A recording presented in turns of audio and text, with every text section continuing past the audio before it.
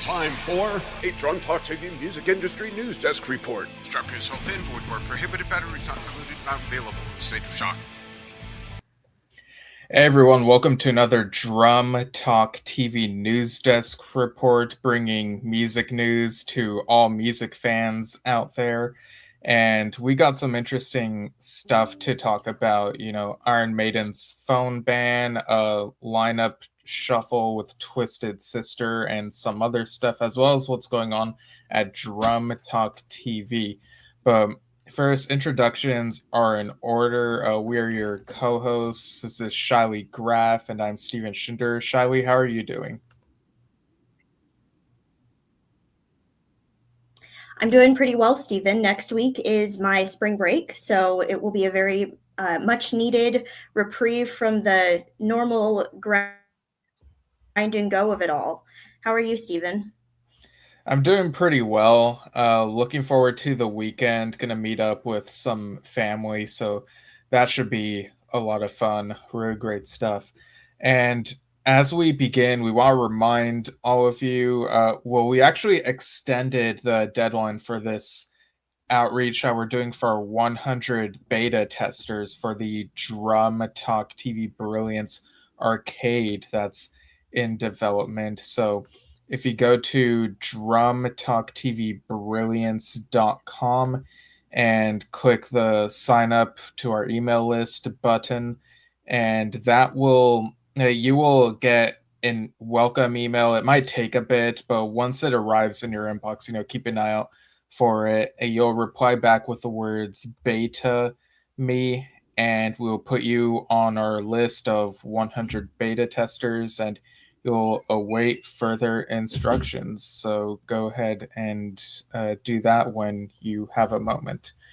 But now it's that time that we tend to do on these shows. Now it's time for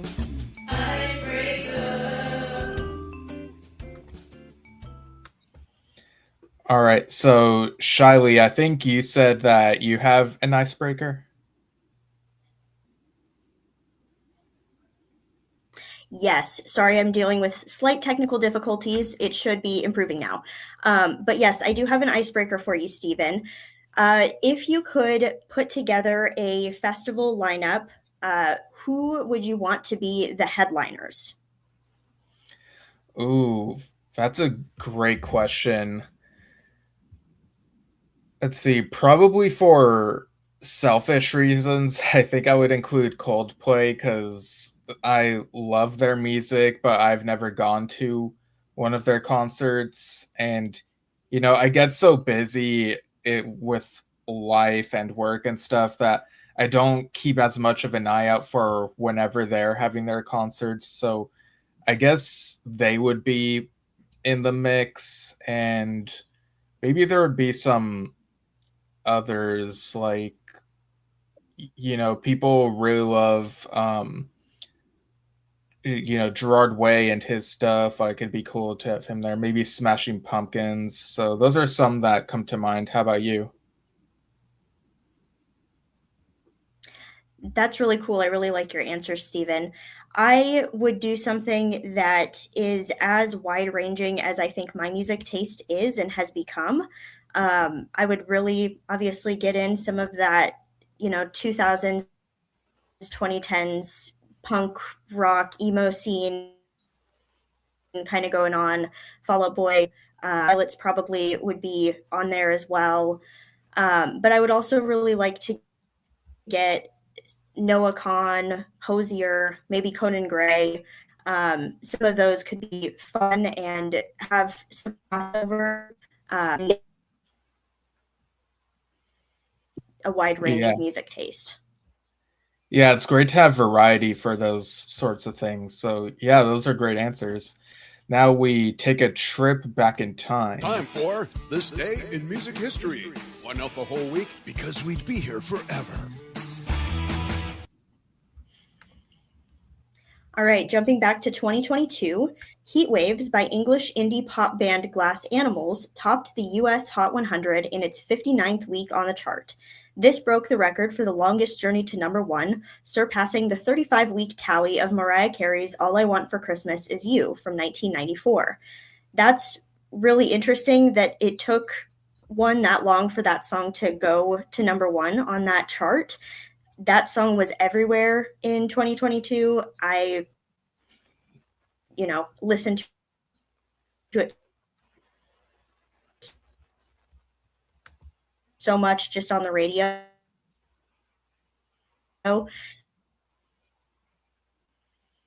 And it's interesting. Yeah, that song was everywhere. And in 2017, Ed Sheeran's new album Divide became one of the fastest selling releases ever in the UK, shifting 432,000 copies in just 3 days. The all time list for first week sales has Adele's 25 and Oasis's Be Here Now at the top with 800,000 each. Divide smashed the Spotify record for the most streamed album in a single day, notching up 56.7 million streams on its day of release.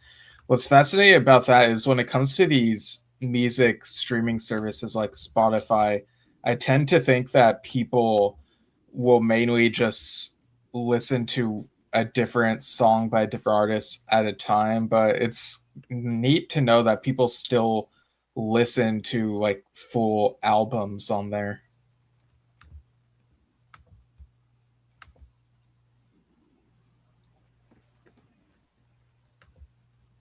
Yeah, definitely interesting there.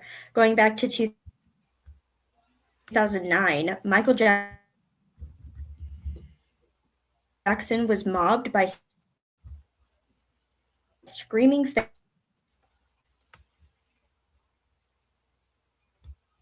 10-year-old Paris hid their faces as they were escorted through the crowd. Jackson knew.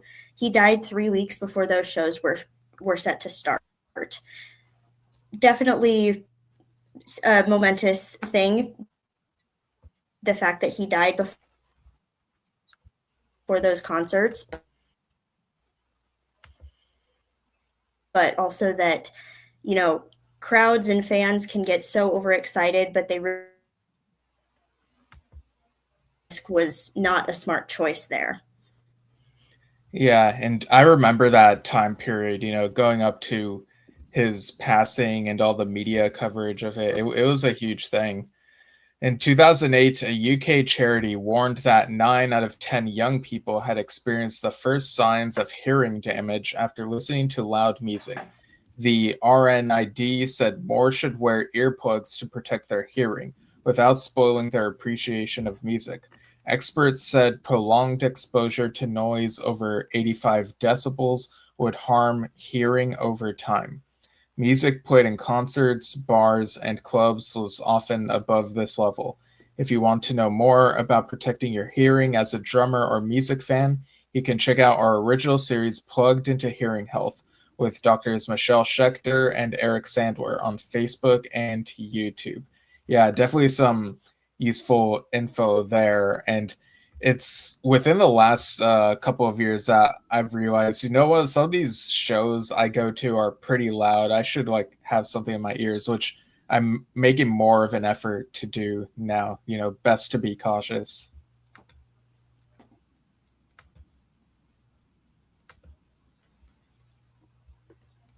Yeah, certainly protecting your hearing is definitely important. All right, on this day in 1990, But Seriously, the fourth studio album by English drummer and singer-songwriter Phil Collins, was at number one on the UK album chart. It was the best-selling album of 1990 in the UK, eventually selling 4 million copies in the US. The lead single, Another Day in Paradise, won a Grammy Award for Record of the Year. Yeah, Phil Collins, I mean, what a career he's had, In 1973, an attempt to bring Elvis Presley to the UK for shows at London's Earl Court failed. Promoters had hoped that Elvis would be available during the summer, but were told that Elvis now had US tour and filming commitments. Yeah, Elvis was really big, so we had all sorts of stuff happening, and understandably, different people would want to get him in their area. So yeah.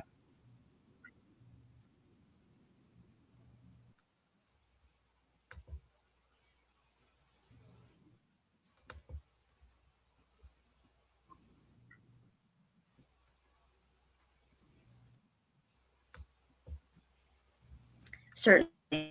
And also in 1970, the first single to enter the charts since the Beatles' Get Back in 1969, The Piano Player. Very interesting look back to history and to realize that it took 4 years to get a single to week of release. So very interesting to have like broken that record from the Beatles. Yeah, for sure. And in 1971, Led Zeppelin appeared at the National Boxing Stadium, Dublin, Ireland, the group's first show in Dublin, where they played Stairway to Heaven live for only the second time. And Stairway to Heaven is one of those songs that pretty much any classic rock fan knows. I think some people even try it as their first song to learn on guitar. Yeah, definitely one of the most iconic songs out there. And going to 1970, David Bowie released the single The Prettiest Star in the UK as a follow up single to Space Oddity. The track featured Mark Bolan on guitar, with whom Bowie would spend the next few years as a rival for the crown of the king of glam rock. Despite receiving good reviews, the single reportedly sold fewer than 800 copies, a major disappointment on the back of the success of Space Oddity. You know, it's really interesting. It gets you to think about how an artist can become so big, so popular, have a song just completely blow up, and then they try again, they release another song, they think it's going to do really great, and then it just kind of flops in terms of sales and listenership. And you know, it's really interesting because as a music fan, I would definitely be eating everything up that someone who was so hugely successful previously would have put out. Like, I would have just loved to hear everything that they had to say. Yeah, and that bit about like competition for king of glam rock, that's something I never really considered. I just always put Bowie in that category and didn't really think about like who else might be a contender for that. In 1967, the Beatles recorded sound effects onto the song Sgt. Pepper's Lonely Hearts Club Band at Abbey Road Studios in London. The beginning audience murmurs and sounds of a band preparing for a performance were added, along with screams from a tape of the Beatles in concert at the Hollywood Bowl. And yeah, the production work on their albums is definitely, it definitely feels part of the classic rock canon and stuff that people really talk about a lot.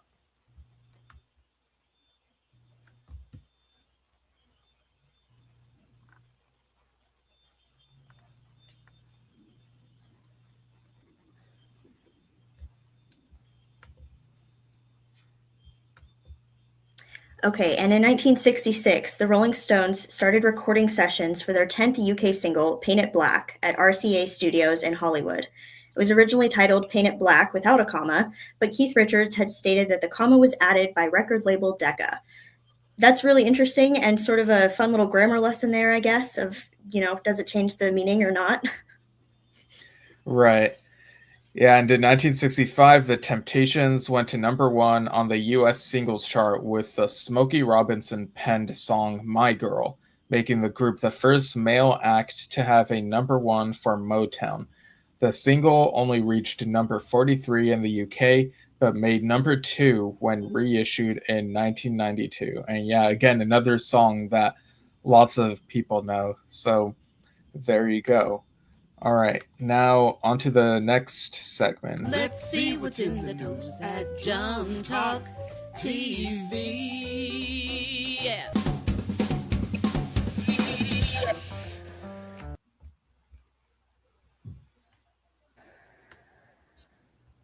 Right. Participate in our monthly drumming challenges. Send in your submissions to the present Tribute Drumming Challenge, celebrating 50 years of the iconic Led Zeppelin album. Also participate in the Destroyer Tribute Drumming Challenge, marking 50 years of the legendary Kiss album.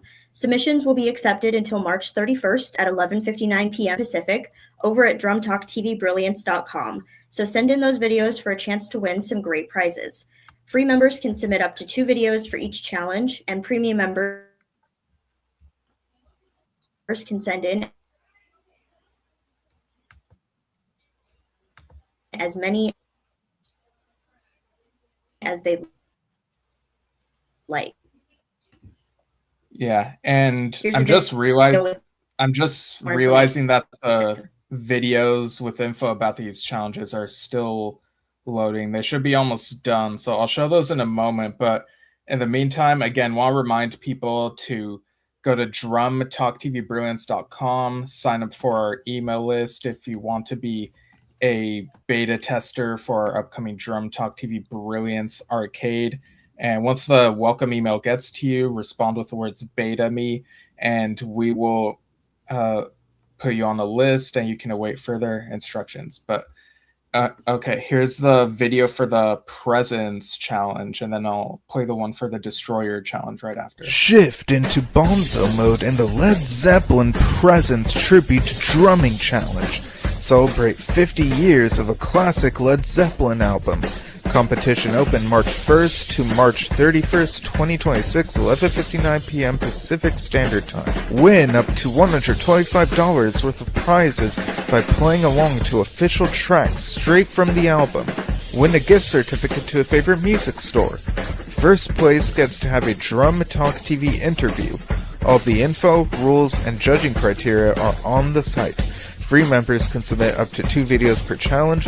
Premium members can submit as many as they'd like. Go to drumtalktvbrilliance.com. Celebrate 50 years of the classic Kiss record in the Kiss Destroyer Tribute Drumming Challenge. Competition open March 1st to March 31st, 2026, 11:59 p.m. Pacific Standard Time. Win up to $125 worth of prizes by playing along to official tracks straight from the album.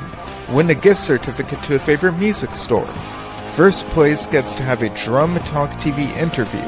All the info, rules, and judging criteria are on the site. Free members can submit up to 2 videos per challenge.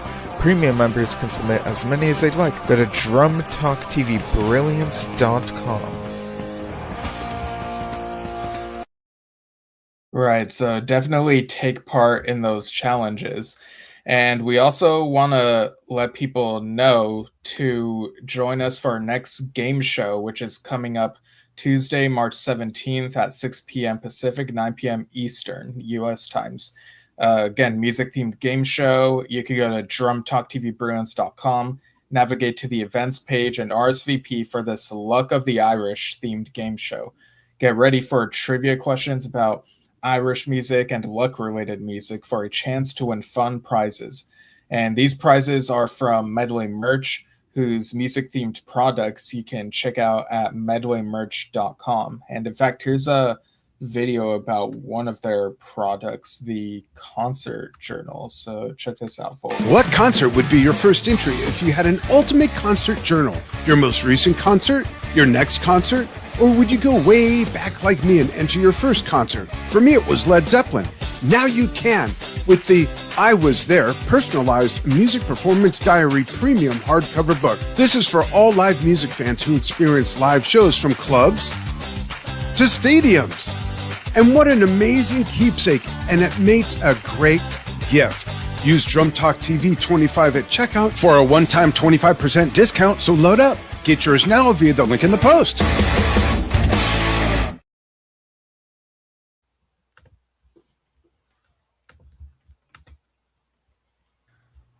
All right, yes, so definitely check that out. Yesterday, Thursday, March 5th, we posted music journalist Billy Amendola's drummer Jimmy Paxson onto the Drum YouTube and Facebook pages. Paxson currently plays with Keith Urban and has toured with Stevie Nicks, The Chicks, Ben Harper, his own band Casualties of Jazz, and many more. So go and check out that conversation. I'm sure it was very interesting. Yeah, a bunch of people he's either toured with or recorded with. So really amazing credits there. And over on Yes Shift, Dad and I went live Wednesday night to celebrate the birthday of the late Chris Squire, original Yes bassist and one of the founding members. And we talked about when the classic Yes lineup had reunion shows that happened in San Luis Obispo 30 years ago in 1996. That was quite the occasion, that lineup. And also a little shout out to the late Peter Banks, the original Yes guitarist, who passed away March 7th, 2013. The anniversary is tomorrow. So yeah, definitely go check out some of that classic Yes music as we remember them.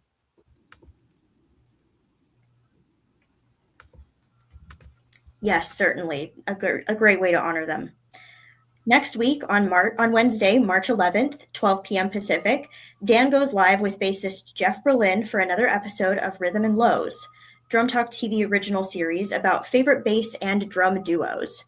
Then on Friday, March 13th at 9 a.m. Pacific, just before our next news show, Dan goes live with Lou Calderola for another episode of Under the Influence, the theme this time being luck. Definitely go check out our original shows. They are a lot of fun. Yeah, and pretty apt that one comes out on Friday the 13th, and it's about luck. So we at Drum Talk TV also want to remind you that the Las Vegas Drum Show is coming up Sunday, March 29th, and we'll show a video with some info about that. It will have exhibitors and drummers like John Sermonaro, Nick DiVirgilio, and Rick Latham. And you can also check out info at LasVegasDrumShow.com. But yeah, go ahead and check this out. The Las Vegas Drum Show is happening on Sunday, March 29th, 2026 at the Tuscany Suites and Casino in fabulous Las Vegas, Nevada. We will have leading percussion industry exhibitors, a drum clinic, master classes, raffle prizes, meet and greets, and miscellaneous drum show shenanigans. After all, it's Vegas. What can possibly go wrong?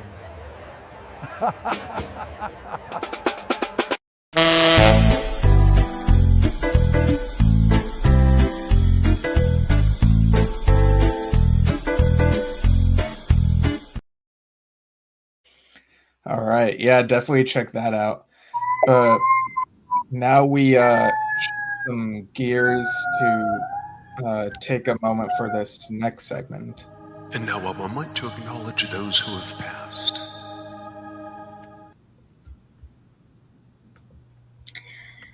Neil Sedaka, rock and pop hitmaker with a career spanning nearly 7 decades, passed away on Friday, February 27th.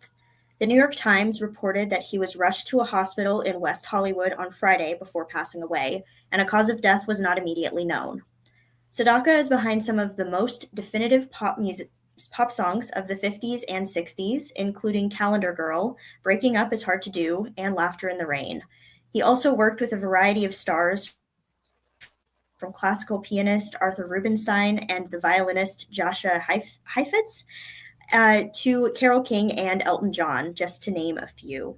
His musical experience started early as he set a path towards becoming a classical pianist by the age of 9, but by age 13, he teamed up with his neighbor, 16-year-old Howard Greenfield, and the pair wrote a song a day for 3 years, pitching them to music publishers in New York City, and soon found success. Sedaka took up performing in the late 50s, and by 1959, his song "Oh Carol" reached the top 10 on Billboard, with his first #1 song, "Breaking Up Is Hard to Do," charting in 1962. While his huge success was cut short by the British invasion of 1964, he continued writing and touring internationally, and he performed up into his 80s. He was 86 years old.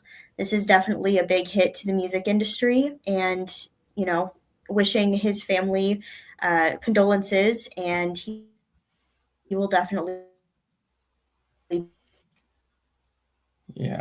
definitely a long life with a lot of stuff he accomplished. Yeah. All right. So now we talk about other stuff that's going on in music in a moment. Now let's see what's been going on this week in the music industry. Okay, so When we were young, the emo-themed festival, which has been held annually in Las Vegas Fairgrounds from 2022 to 2025, is taking a hiatus this year, but will be back next year in October 2027. Parade reported that the festival's Instagram posted the following message. The quote, "The songs, the memories, the moments, none of it exists without you. After an unforgettable run in Las Vegas, we've decided to take 2026 off to give this festival the care it deserves and to make sure what comes next feels just as special as what came before," unquote. Previous headliners of this Live Nation produced festival included the likes of Green Day, Blink 182, My Chemical Romance, and The Killers. Artists present last year include Weezer, Avril Lavigne, Taking Back Sunday, Social Distortion, The Offspring, Plain White T's, Ice Nine Kills, and the Gaslight Anthem. So this this is something I've seen happen with a couple other somewhat annual events. Like I remember when a comedy festival that used to be annual had to go on a hiatus, and I think there's even a Star Wars convention that had to take a year off instead of being annual like it was for a while. So maybe this gap year will be a bit of a refresh, as because I imagine it takes a lot to organize these sorts of things. So I don't know, maybe this gap could potentially make the next iteration of the When We Were Young festival feel a bit more special because there's a bit more wait time, if that makes sense. Yeah, certainly. Hopefully, everything can continue and pick up just as it left off in 2027 and be better than ever. The 16th Annual Guild of Music Supervisors Awards was held on February 28th, and more for musical components. Billboard reported that I Lied to You from the film Sinners won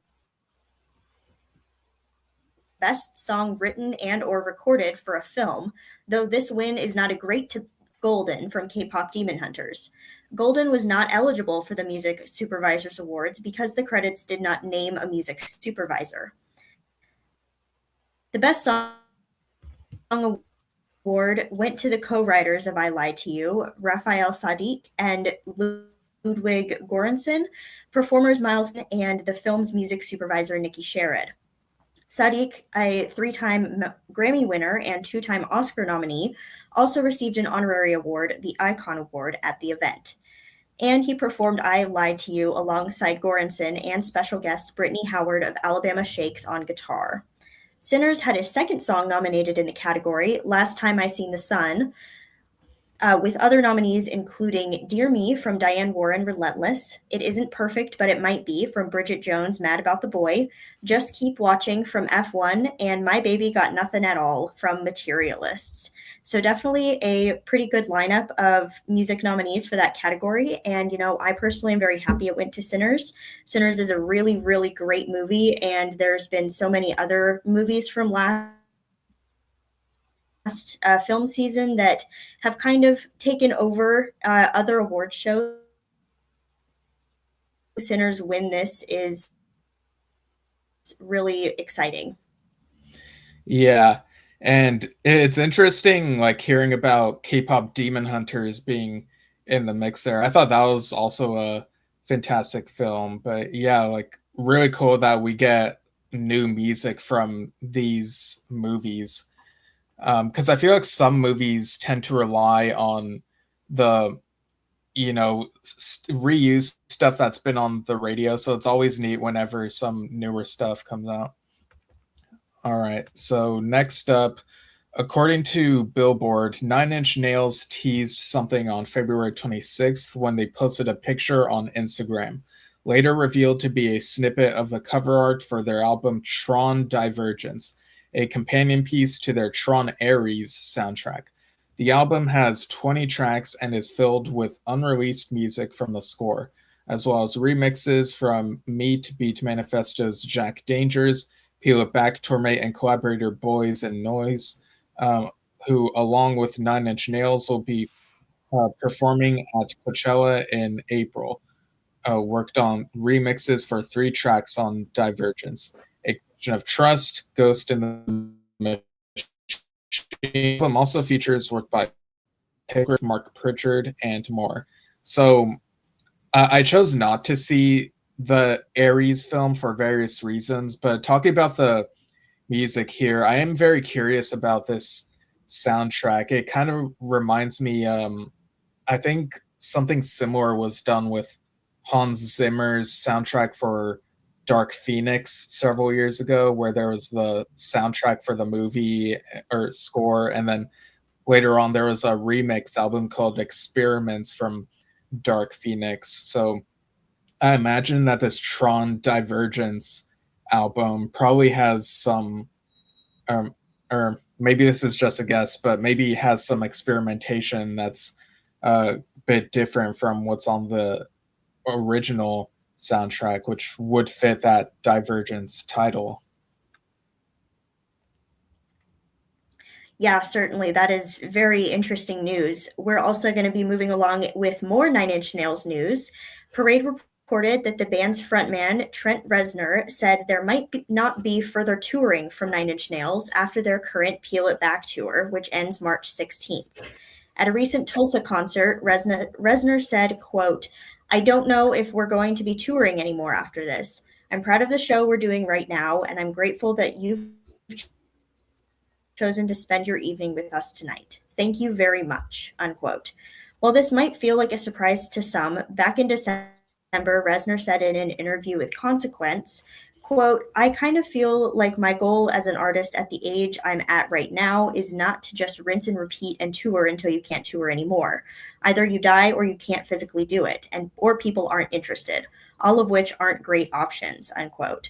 So yeah, this is definitely something that we'll be keeping an eye on, and seeing if they come back eventually, or if they're, I mean, they just released a new surprise album, so maybe they still want to do, um, still want to make music, produce albums, put their projects out, and just do small actually turns out for the band. Right. And touring can be exhausting. So I can imagine, at maybe during this tour, kind of feeling the, the weight and the strain and the pressure of all of that. I feel like we're so used to uh, decades old bands continuing to go on, even with different lineups, that maybe sometimes we don't think, oh, this tour could be the final one. But yeah, it's just kind of a question mark as far as the future is concerned. So, like you said, we'll definitely keep an eye out on this. All right. So next up, former Beatles drummer Ringo Starr is touring with his all-star band this spring and summer, and we have learned via Parade that they are releasing a new album titled The Long, Long Road, due for release April 24th. A single from the album titled It's Been Too Long was released on March 3rd and features Sarah Jarosz and Molly Tuttle. Other guests on the 10-track album include Billy Strings, Sheryl Crow, and St. Vincent. This is the second Ringo Starr album produced by T-Bone Burnett, with their first collaboration, Toy Toy 5's Look Up, having reached the top of the UK's country and Americana charts. Some of the same musicians will carry over from that album: Paul Franklin, David Mansfield, Dennis Crouch, Daniel Tashian, Rory Hoffman, Patrick Warren, and Colin Linden. Ringo says of the new album, quote, "I recorded 2 Carl Perkins songs with the Beatles, and both T-Bone and I wanted one on this record, and he found this beautiful track I'd never heard before. I don't see me in your eyes anymore," unquote. So it'll be neat to compare that version of the song to the original, I'm sure. So we'll give that a listen once it comes out.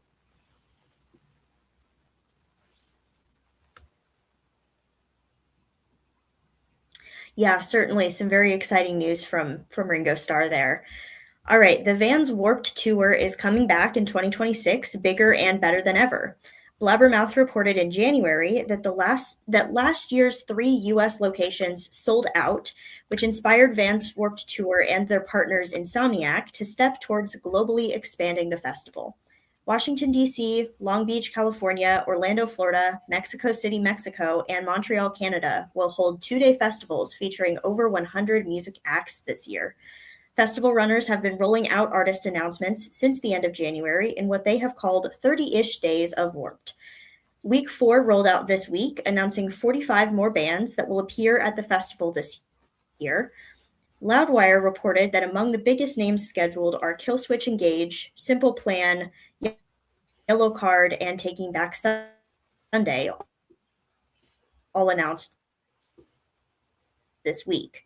Other bands include Jimmy Eat Work, Ice Nine Kills, All American Low, Hoobastank, Hot Mulligan, The Used, and many, many more. This will be very exciting. A lot of emo and punk rock fans from, way back when Warped Tour actually started and began will be very excited to hear that they're expanding and doing more with it than ever, especially since it was kind of on hiatus there for a little while. Right. And this week has seen a major milestone as March 3rd marked the 40th anniversary of Metallica's album Master of Puppets. Back in the day, the album peaked at number 29 on the Billboard 200 despite not having a music video or promotional single. According to Parade, quote, the record has since been certified 8 times platinum by the RIAA and surpassed 10 million copies sold worldwide. In 2015, the Library of Congress selected it for preservation in the National Recording Registry, the first metal recording ever to receive that designation, deemed culturally, historically, or aesthetically significant, unquote. It has since continued to be popular, appearing in Stranger Things Season 4. Yeah, after the Stranger Things appearance, that definitely introduced a new generation to that music, so maybe it was perhaps a gateway for them. Yeah, certainly. Even new media now can be so influential for music that was produced long ago as well. Okay, Journey fans might want to cover their ears for a minute as we briefly talk set list highlights. February 28th saw the start of Journey's Final Frontier Farewell Tour. Ultimate Classic Rock reports that the band played a 23-song set, clocking in at about 2 hours and 15 minutes, showcasing fan favorites such as Lovin', Touchin' and Squeezin', Wheel in the Sky, plus big ballads Open Arms and Faithfully, and Don't Stop Believin'. Deep cuts included Suzanne, La Doo-Da, and Faith in the Heartland. Definitely some good songs there, and I'm sure that as their tour continues, they will continue to dive into their catalog, play more deep cuts, continue to play songs like Don't Stop Believing, and, just kind of live it up on the road and have the best farewell tour that they absolutely can. Yeah, it sounds like it's quite the tour. And Men's Journal reported that Iron Maiden are enforcing a strict phone ban at their concerts. This rule was enforced on last year's tour through Europe on their Run for Your Lives World Tour, which resumes in May, going through Europe again up through July, and then going through the Americas, Australia, and Japan the rest of the year, ending in November. The rule was deemed successful enough at previous shows, with the band's manager, Rod Smallwood, having told Unilade, quote, it was really special on our European dates last year to see that the vast majority of our fans appreciated and respected our requests to severely limit their use of phones at our concerts, unquote. On Reddit, fans of the band have been very supportive of the ban, even mentioning that recording quality can end up being inferior on phones anyway.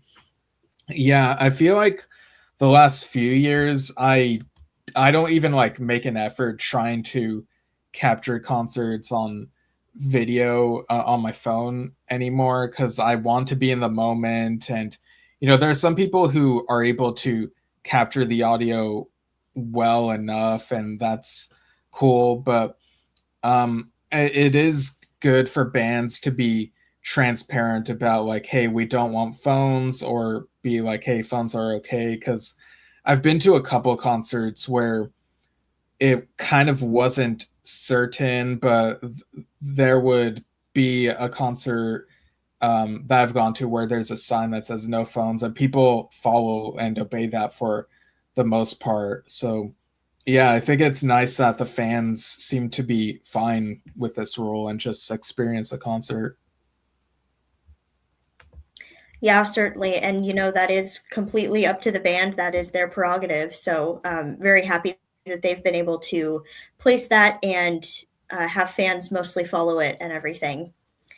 Okay, so after canceling some touring last month, Twisted Sister has gone through a bit of a lineup change. Lead singer Dee Snider, age 70, resigned from the band to focus on health issues as he has degenerative arthritis and has had several surgeries over the years. According to Men's Health, Twisted Sister's reworked 50th anniversary tour will include vocalist Sebastian Bach of Skid Row and Hep Alien. The band wrote in a statement, quote, Twisted Sister members J.J. French and Eddie Ojeda are thrilled to announce that iconic fall.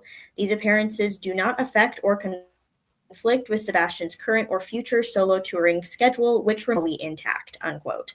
So definitely very exciting news for that they're able to kind of continue on. They have made this change. They all seem to be comfortable with this. Obviously, I'm sure they will be honoring and talking about Dee as much as possible over the tour. But again, we say this all the time, taking care of your health is definitely important. When this news originally came out earlier this year, we covered it here, and we're just, saying how much we respect Dee Snider for taking care of himself and stepping back regardless of, how much he may want to be on tour. Right.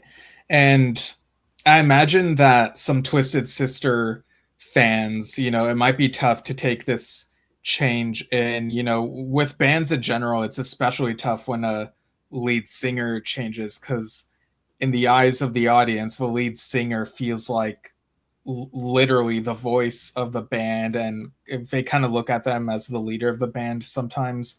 But I think, they probably still wanted to be able to celebrate 50 years of Twisted Sister, even with this lineup change, and, still let people experience the music live. So they're making it work, and I'll be curious to hear how the tour goes down. But yeah, so interesting stuff there. Here's a reminder of what's coming up soon on Drum Talk TV. Okay, so those of you tuning in, again, you can be one of our 100 beta testers for the Drum Talk TV Brilliance Arcade by going to drumtalktvbrilliance.com and clicking the sign up for our email list button. You'll get a welcome email. It might take a bit of time, but once you get it, you can reply with the words beta, me, and await further instructions. And don't forget to submit your videos to our drumming challenges this month by March 31st, 11:59 p.m. Pacific US time. Participate in the Led Zeppelin Presents Tribute Drumming Challenge, celebrating 50 years of the iconic Led Zeppelin album, and the Kiss Destroyer Tribute Drumming Challenge, marking 50 years of the legendary Kiss album. Free members can submit 2 videos per challenge, and premium members can submit as many as they'd like.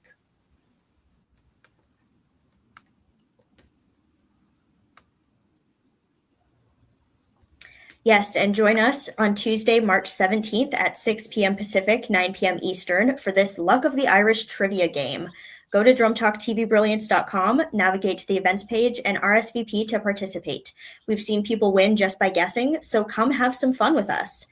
And that has been our broadcast today. Thank you for bearing with us with technology issues and difficulties. And thank you for tuning in, and we will be back next week with even more This Day in Music History and music news. Definitely. All right, folks. We'll see you all soon. Have a good one.